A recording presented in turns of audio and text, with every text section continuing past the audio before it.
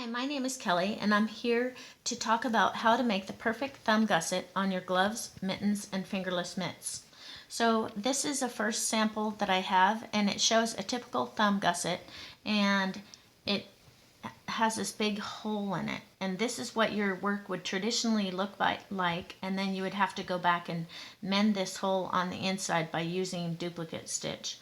And here is a sample of that actually having been done in contrasting colored of yarn so that you can see. And you can see that it looks okay, but it is not perfect.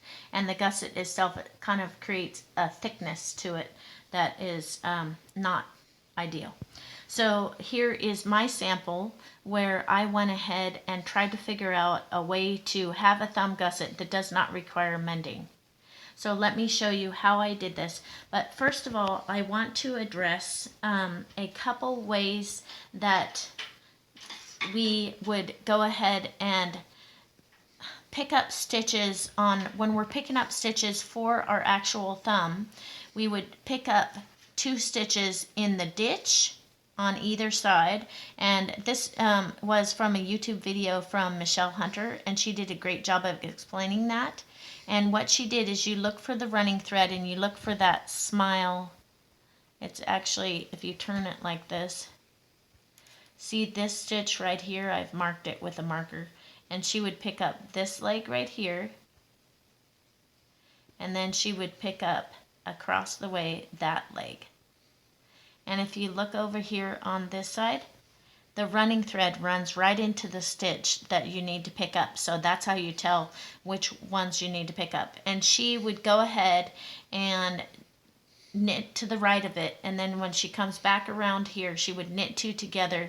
This stitch would be knit 2 together with the first stitch on the thumb, and then this stitch would be knit 2 together with the first stitch on that right hand side. And so that's how Michelle does it. Now when you Knittica on YouTube, she also showed a way to do it, and she used this running thread as well to pick up her stitch, and she would look to see where that running thread goes into. And if you see, it goes into the same stitch as Michelle had identified, but she stabs hers in the face and picks up the top, the frown of the stitch, the very top of the stitch. But she does the same thing on hers. She'll knit a whole round and then she'll decrease it. So you would pick up that frown on that side, and then on this other side, if you look at your running thread again, here's the running thread, and it goes right into this stitch right here. So you would stab that one, and that stitch is picked up. And then she would go ahead and decrease on either side as well. So that's how they do that technique. And either one of those techniques work great, and they work fantastic. I was just thinking that on mine, if I was going to do my mitten or glove and I still had a project at the end that needed to be closed, maybe what I could do is address it from both sides.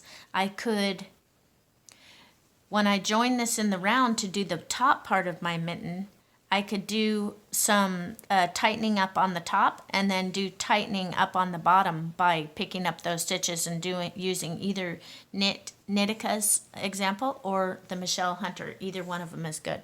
So let me show you how I addressed that at the top. So I have my thumb stitches right here. They're sitting on just on a scrap needle. And if you look at my work right here, if you look right here, it's baggy right there.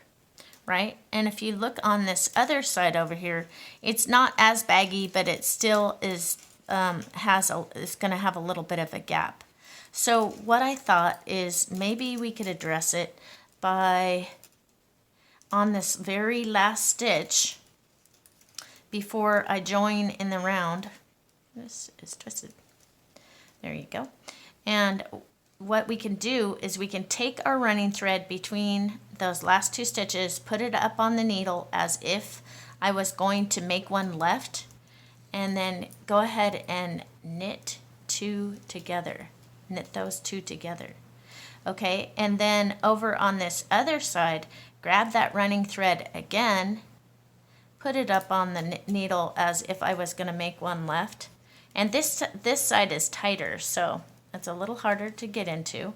And I'm going to make one left there. Oops, and I grabbed. There you go. So now, if you look at these now, and you look at my thumb gusset, there is going to be very little gap in there. And any gap that is left over, you can address that by going ahead and picking up the stitches on either side of this, your first stitch here and the last stitch here. So that gives you an additional way to pull that gap closed, and you're addressing it by